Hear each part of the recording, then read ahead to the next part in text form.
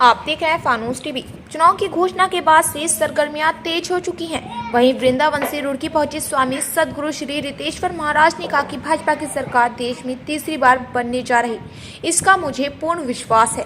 उन्होंने कहा कि जो चीजें हमने खो दी थी वो प्राचीन संस्कृति हमारे पास वापस आएगी।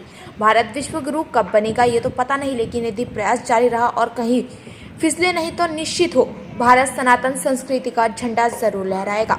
उन्होंने कहा कि जब भारत विश्व गुरु बनेगा तो 8 अरब लोग खुश होंगे, इसलिए भारत का विश्व गुरु बनना जरूरी है और जल्द बन जाएगा। सनातन धर्म के आगे रहने से एक लाभ ये होगा कि सनातन धर्म वसुधैव कुटुंबकम की बात करता है, अर्थात सनातन धर्म 8 अरब लोगों की बात करता है।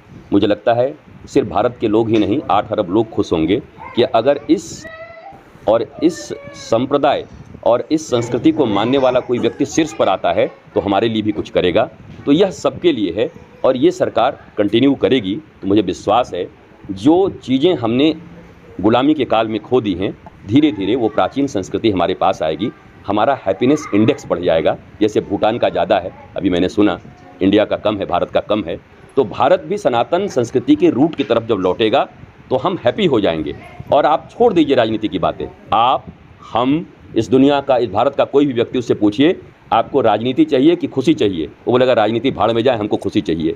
आपको क्या चाहिए, प्रवचन चाहिए कि खुशी चाहिए? बोला प्रवचन से हमको कोई मतलब नहीं, हमको खुशी चाहिए। अर्थात हम सब हैप्पीनेस खोज रहे हैं और हैप्पीनेस तभी आ सकता है जब हम अपने मौलिक रूटों से जुड़ेंगे, रूट से जुड़ जाएंगे। और वो सनातन संस्कृति से जुड़ने के बाद आपके जीवन में हैप्पीनेस, आनंद, ब्लिसफुलनेस आ जाएगा।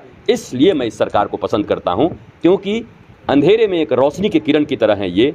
अगर ये कंटिन्यू रहे तो सनातन संस्कृति भारत में धीरे धीरे लौट आएगी। भारत विश्वगुरु कोई बने, कब तक बनेगा ये तो पामिस्ट कोई बताएगा, जो ज्योतिष होंगे वो बताएंगे।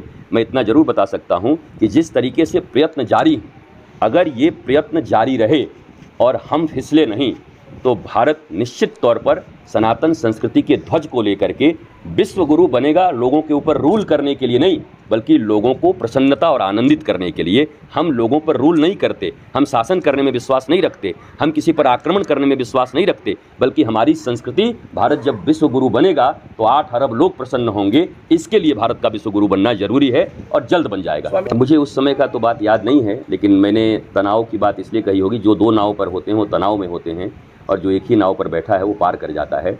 तो जिनके मौलिक विचारधारा सनातन संस्कृति के अनुरूप हैं, भारतीयों के अनुरूप हैं, वो तो पार कर जाएंगे।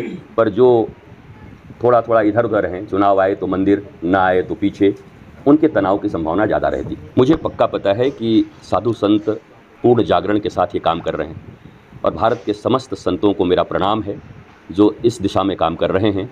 और उन संतों के आशीर्वाद से और भारतवर्ष के श्रेष्ठ पुत्र के रूप में श्रीमान नरेंद्र मोदी जी और हमारे प्रदेश के जो हमारे मुख्यमंत्री हैं श्री योगी आदित्यनाथ जी, और हर जगह ऐसे लोग अब आ रहे हैं सनातन संस्कृति के कि लोक मंगल करने में वो समर्थ होंगे।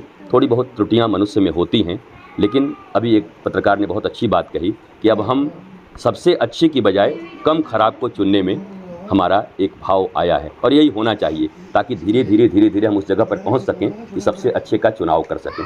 100 से 1 तक आने में 99, 98 पार करना होगा और हम इसी प्रक्रिया में हैं और ये प्रक्रिया एक दिन नंबर 1 पर आ जाएगी।